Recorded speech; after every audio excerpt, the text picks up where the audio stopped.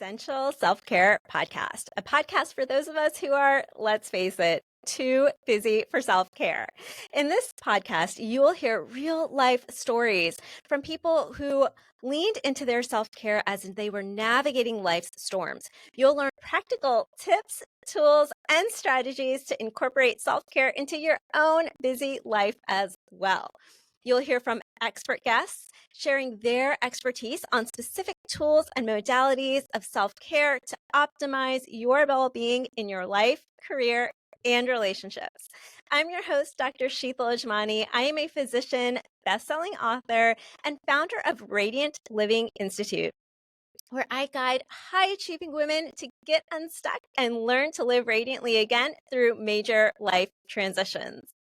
Quick disclaimer before we dive into the episode, please know that this podcast is for educational purposes only and is not medical advice. Always seek the advice of your own health practitioner or mental health provider for your specific situation. Now, let's get started. Hello, and welcome to another episode of the Essential Self-Care Podcast. I'm really excited about today's guest. Today, I have the pleasure of welcoming Dulce Orozco to the Essential Self-Care Podcast. Also known as the Latina Immigrant Therapist, Dulce is a licensed mental health counselor who has dedicated her career to understanding the challenges faced by people of color and from immigrant families that limit them from reaching their full potential. Fascinated by culture's role in mental health and how we perceive ourselves, Dulce creates safe spaces to talk about complicated but critical topics. She helps women of color and from immigrant families cut through inherited notions of who they should be and take steps to passionately create the life they desire without apology, self-doubt, and the topic we'll be discussing today, guilt. I'm so excited to dive into this conversation with you today. Welcome to the Essential Self-Care Podcast, Dulce. Thank you. Thank you so much. I'm excited to be here. Absolutely. So, goodness, there's so much even just in that introduction with what you focus on with the work that you do that just excites me so much. You know, culture's role in mental health, kind of those inherited notions of who we think we should be. And alongside with all of that, this emotion, this feeling, this sense of guilt that so many of us carry with us. So I'm curious, a couple of things. One is, how did you initially become interested in working with people through this specifically, through guilt? And what sort of perhaps common themes or role do you see guilt playing specifically in the populations that you work with, which are women of color and women from immigrant families? Yeah. It was interesting because I did not choose guilt. If anything, I feel that guilt chose me, right? Which what I mean by that is that I did not. This isn't something I plan ahead, but it was something I saw as a common denominator between many of the people I work with. Um, and I feel that we could argue, well, of course, we all feel guilt, right? We all feel guilty at times. But I think that the type of guilt that we're talking about when we're specifically thinking about people of color, people from immigrant families, first generation, it has a different flavor, right? Mm-hmm. It has a different impact. It affects us differently.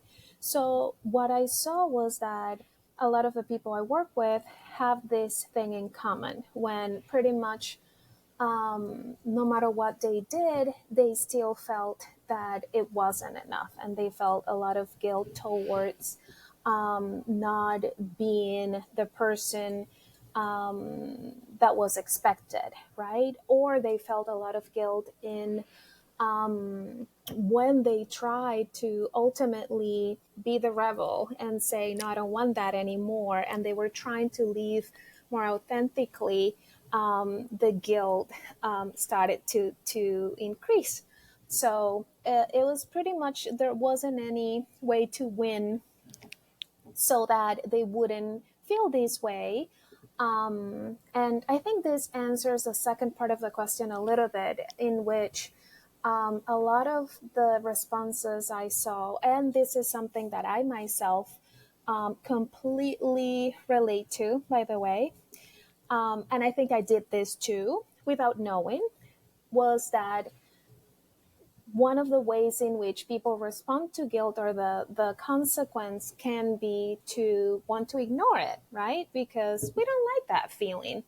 Um, and interestingly enough, or maybe not so much, because we know this, deep down we know this, even though it's hard for us to do something about it, it backfires when we ignore it, right? Exactly. It increases. So if you try to avoid it, if you try to ignore it, if you try to just push it aside, all those strategies that we think might work, and they might for a little bit, but maybe you're paying a very high price when that happens. So that's one of the things I've seen with guilt, that it's so interesting because many of us, we don't learn what to do with these emotions, right? We automatically assume feeling guilty is something bad, and we don't want to have emotions that make us feel bad, or quote unquote bad emotions. And guilt overall has a bad reputation, unless it's when you feel guilty. I feel I'm getting too ahead of myself, but unless it's like, for like religious purposes, you have to feel guilt, and, which is a part of all of this too. Mm-hmm. Yeah. So I do want to, let's take a moment here, because I think you shared so many wonderful things here. One thing, okay, goodness, I have so many follow-up questions I want to ask you, but let's start with this one because this came to mind. For me, is that one of the things that you had mentioned is that, well, guilt is something that as humans we all experience, right? One thing that you had mentioned though is that this sort of within your work, you have found this sort of different flavor and impact that you see guilt showing up for in women of color and women from immigrant families. And I was wondering if you could maybe elaborate a little bit on that, like what sort of things, either in terms of contributing factors to that, Mhm. do you see, and or how do you see it show up in their lives specifically? And for two reasons I asked this question. One is for women of color and women from immigrant families who may be tuning in right now. One, so that they may feel less alone and Mhm. know that this is a shared experience.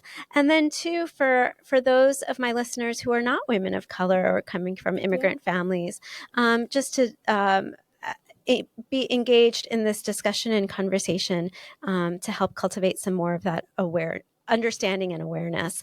So what is the perhaps contributing factors to this sort of Mhm. different flavor and impact that this emotion of guilt has on women of color and from immigrant families? And how do you maybe see it show up perhaps differently or the same, for this specific population? Yeah, thank you. And of course, it has a lot of, um, as women, right? Like, many of us experience guilt differently, as caretakers, as mothers, right? As professionals. Guilt seems to be one of those things that impacts women differently than men.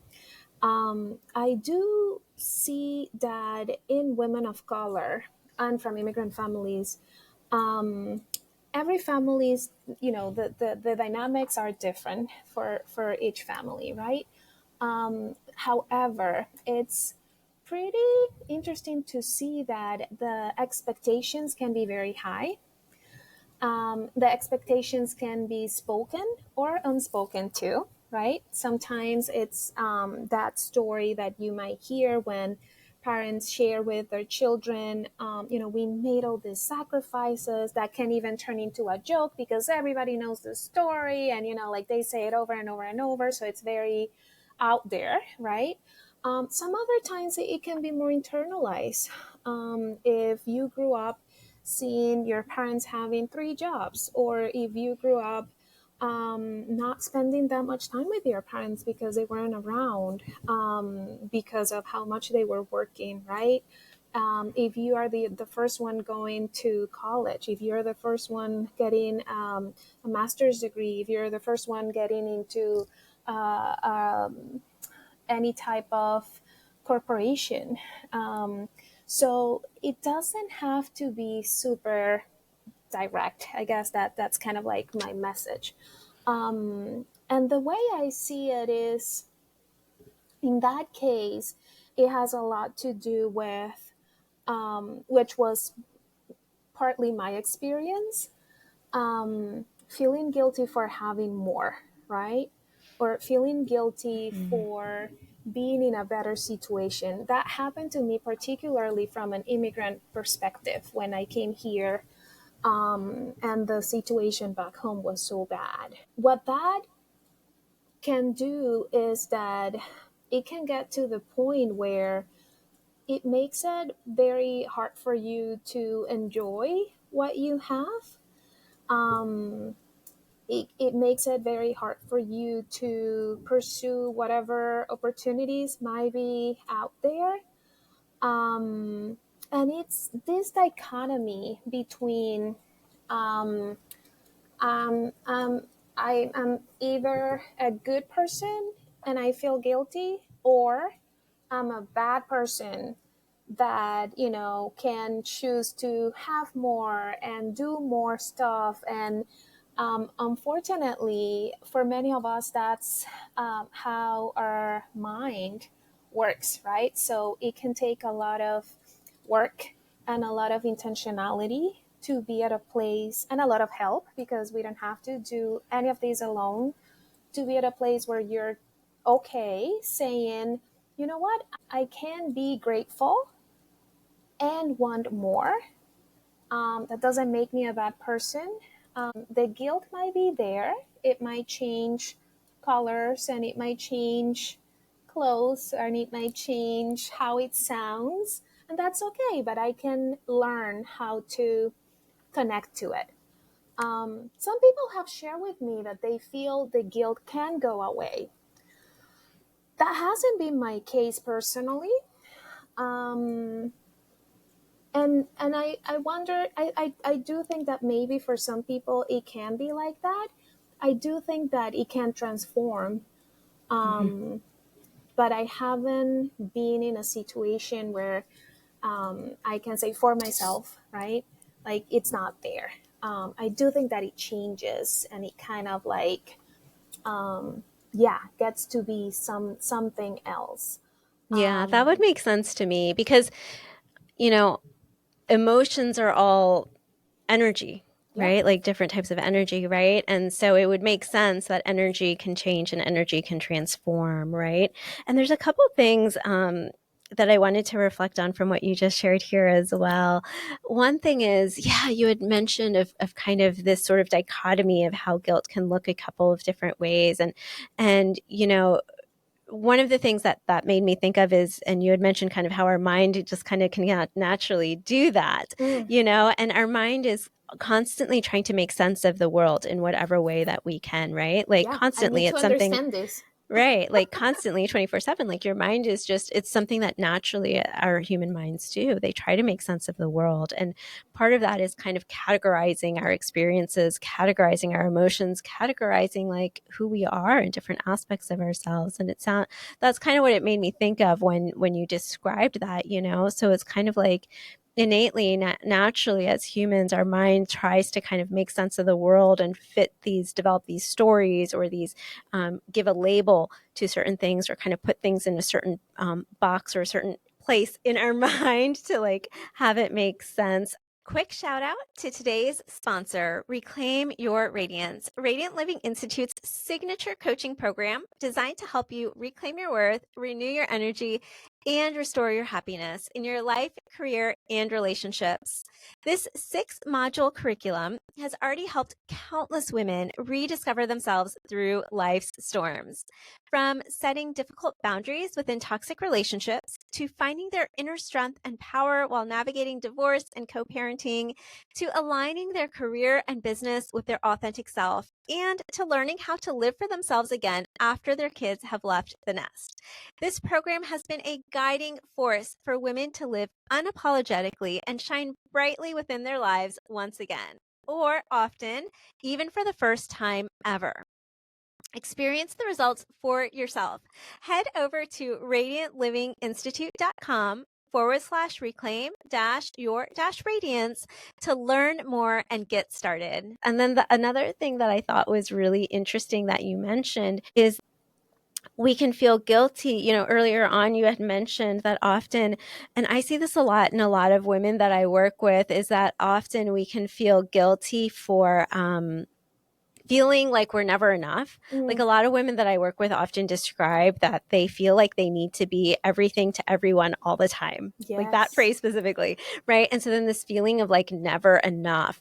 And then, sort of, I guess, kind of that dichotomy piece there again is also feeling guilty about all of the, and particularly thinking about, coming from first generation immigrant families, it's of looking at kind of, all that our parents have sacrificed to give us the opportunities that we have now, right? And so feeling guilty about the having more, right?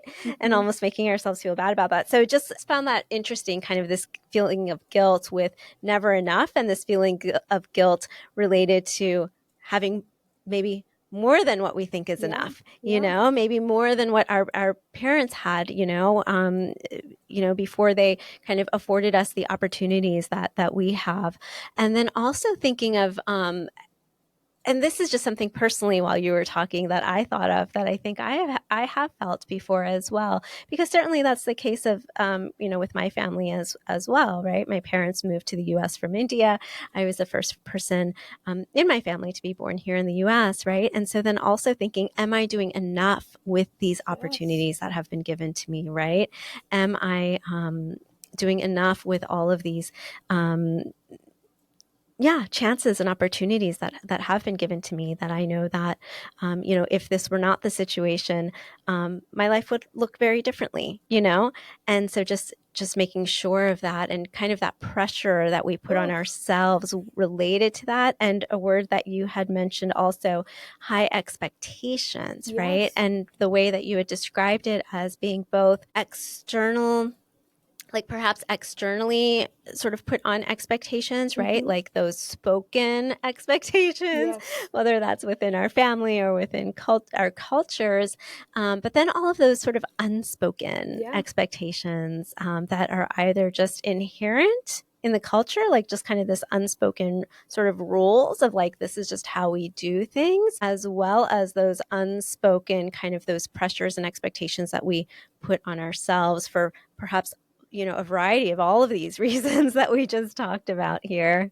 100%. And when you were describing that, am I doing enough, right? By being here, I don't know if you can feel it when I say it, but it sounds so heavy, like that it has such a like that, it sounds so heavy. So if we think back to guilt, that's not going to help, right? If anything, it's going to increase and intensify the guilt. However, for so many of us, that can be the default, right? Automatic pilot. Like it happens so fast, or it's all like part of this one thing that it can be really hard to recognize, to separate, to slow down, and to even make enough space to see it differently. Yeah, absolutely. And that actually is a perfect segue into the next question that I wanted to ask you, which is, how do you recommend then? And I realize, certainly this is also so individualized, right? And so, working with individual clients, you're going to tailor this completely, Mhm. exactly to what they need. So certainly, I do realize that in asking this question, and for our listeners, this conversation, of course, does not take the place of seeking individualized guidance and support. Yes. But what sort of general recommendations can you offer for someone who this conversation so far is really resonating with them, and they're like, hey, I feel that as well. Like, so how do I even begin to start to work through that? And I will say, I do think that the first place to work on anything begins with self-awareness. So I think just Yes. simply even through tuning into this conversation, through recognizing that, if you're listening and you're like, this is resonating with me, I think that in itself is the first step. And then I heard a couple of other things in just what you said about kind of giving yourself some of that space and to pause, specifically if you start finding yourself going down that kind of downward Oof. negative thought Yeah. spiral, which can happen so easily and so quickly, like you said. But either expanding on that or in addition to that, where would you say someone who this conversation is resonating with kind of start to begin to work with this? Yeah. Um, I would say, and this kind of like goes back to what you were saying about self awareness, right? The fact that it's in your radar and the fact that you have it already is improvement, because most likely you weren't able to see it this way a while ago, and that doesn't mean that it didn't exist. It just it wasn't. You didn't even register it as something that was impacting you, right, in a way that you didn't want to.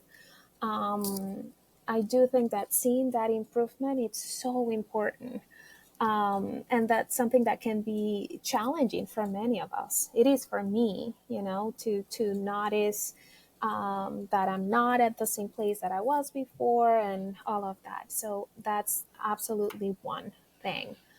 Um, I do.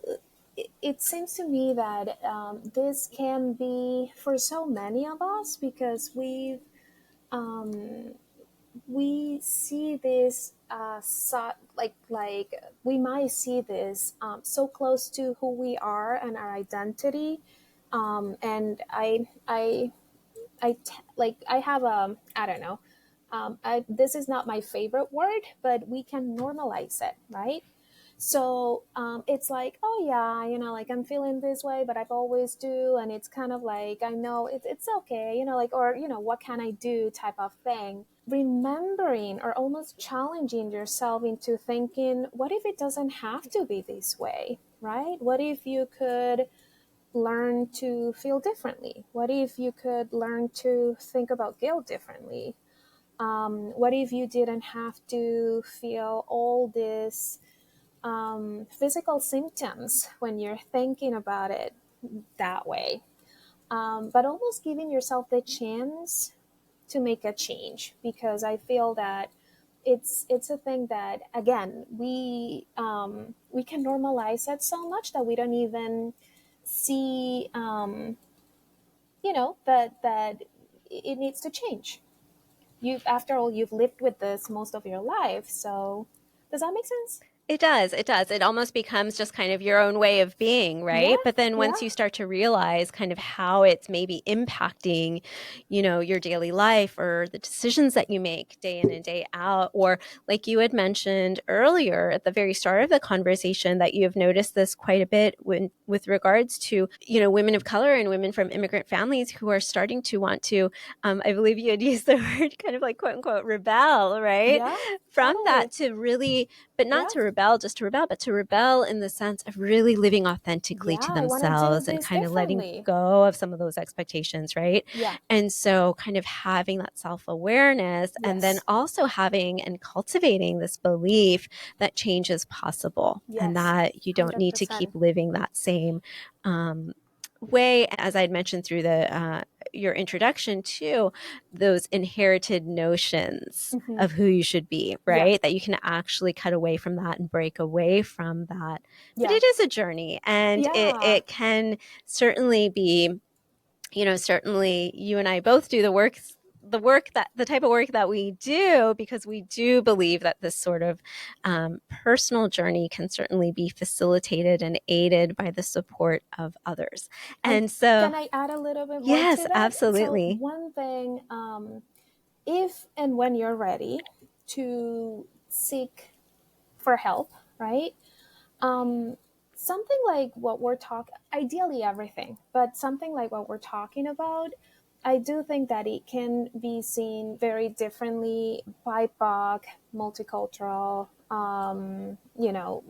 therapist or coach or doctor. Or I know that seeking, already deciding that you need help, it's a huge step, right? And unfortunately, so many times I wish the process could be much simpler and easier.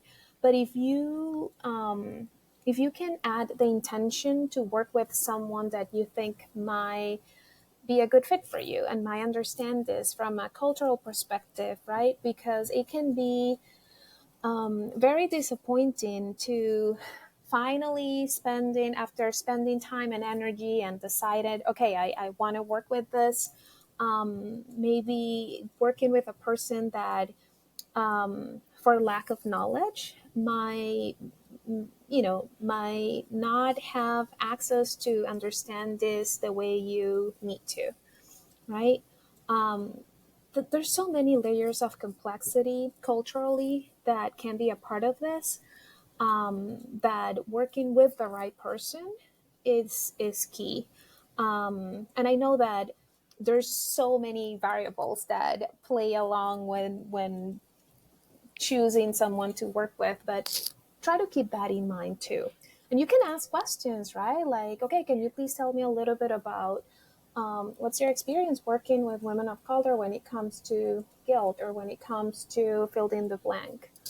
Absolutely. I agree with you completely. And I agree with you completely on kind of both sides of that, both from a personal experience of, just thinking about different times in my life when I have sought out support. And what a difference that makes, and thankfully now I feel like there are more, and I hope that it continues to grow, but more women of color who are, pursuing these professions to support other women of color. Mm-hmm. I can think of, when I was younger, I didn't see that as much, at Same. all. Mm-hmm. And so from my own personal experiences, as a client side of things, I can say that I resonate with that so much and I agree completely. And then from my own personal experience, from the coach, guide, facilitator side, I have definitely heard that feedback as well from clients that I've worked with from the Southeast Asian community, certainly, who have said that, they have not found people who really understand those family dynamics Mm-hmm. that come into play for different situations in their life, both personal situations and professional situations. So I agree with that completely. With that being said, where can people learn more about you and the work that you're doing? Yeah, so I am on LinkedIn a lot, and you can find me as Latina Immigrant Therapist altogether. Same thing on Instagram, and my website is dulceorozco.com. Perfect. And I'm going to include all of those links in the show notes. Thank you so much for being here today. I've really enjoyed our conversation. Absolutely. Can I add one more thing really Yes. fast? I forgot to add self compassion, right? Mm, If you could have a partner throughout all this journey, self compassion would be perhaps one of your top three partners. So keep that in mind. I love that. I love that. Oh, that's such a big one for me as well. Self-compassion. That sort of thing that we say sometimes of like talk to yourself like you would your best friend, right? We tend to be our own harshest critics, and so, but honestly that can be hard too. So Oh, yeah. again, another reason sometimes it can help to have people in your life who can kind of help to reflect some of that to you, whether that's people personally, friends, family, or professionally, such as a therapist or a counselor or coach. So wonderful. Thank you so much for Thank adding that you. in. And thank you again for being here today. Thank you. Thanks for tuning in to this episode of the Essential Self-Care Podcast. If you like what you heard, be sure to subscribe, leave a positive review, and share this episode with someone you know. And remember, your free guide, 6 simple yet powerful steps to create your radiant life, is waiting for you at radiantlivinginstitute.com. Download it today.